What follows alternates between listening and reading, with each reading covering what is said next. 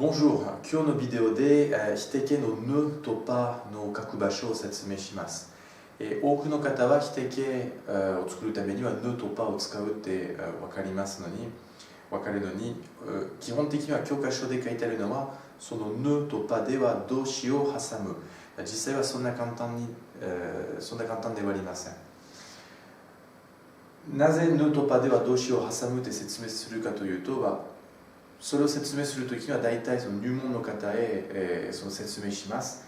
確かに簡単な文章では動詞をぬとパで挟むと思っててもそんなに構いません。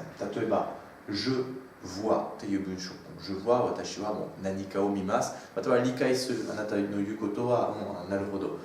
で、je vois の付け方もあります。Donc, je vois の否定したいときに、確かには voir をぬとパで挟んで、je ne vois pas. Alors, voir は確かに動詞、verb。だけど、それで挟んだわけではありません。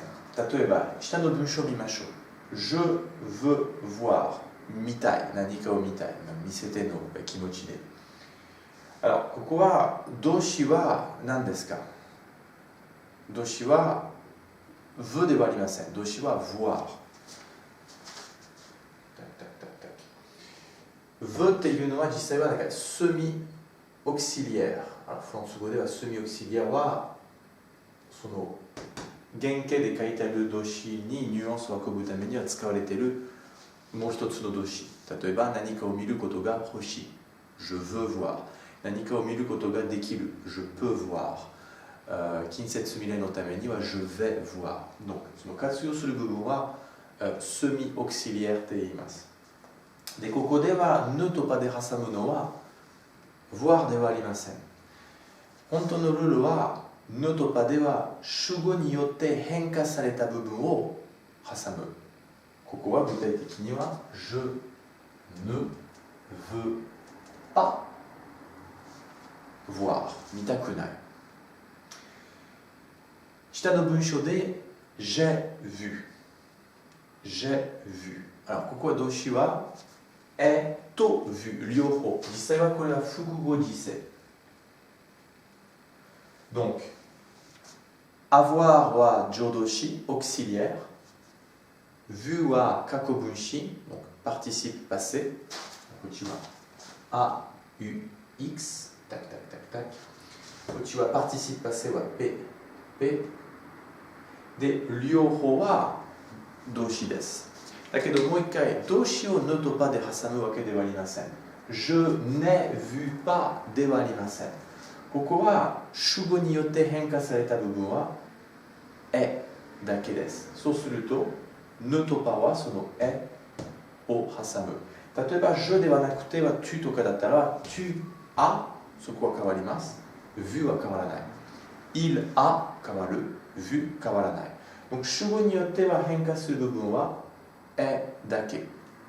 だから、ぬとパで挟む。上もそうでした。je veux。veux は je だから変わった。voir。voir は変わらない。tu veux voir。il veut voir。nous voulons voir。vous voulez voir。ils veulent voir。毎回変わるのはそのセミオクシリアだけ。後ろの動詞は変わらない。原型のまま。ここも同じ。オクシリエールが主語によっては変わる。でも過去分詞は特に変わらない。Donc, je ne ai pas vu 見なかった。そのままダメです。なぜダメかというと、いつもと一緒。ここは深い「う」があれば、後ろは母音が来るとは不自然な発音。さっきは多分違和感を感じたと思います。ぬとえは不自然で、ここのうを消します。そのチョン、アポストロフしか残っていません。逆に、今までのうはえに対してはエリジョン必要でしたけれども、今回はそのうが戻ります。je n'ai pas vu 見なかった。最後は pour voir 見るため。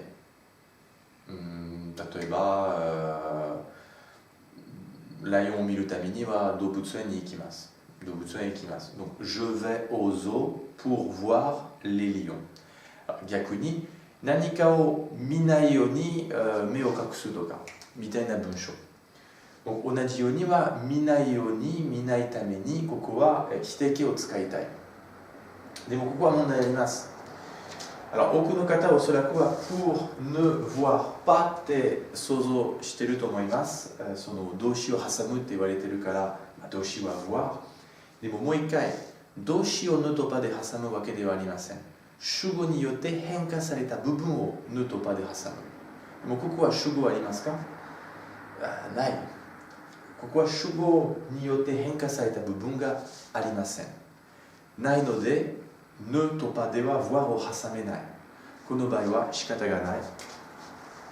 ne と pas 先に書きます。pour ne pas voir.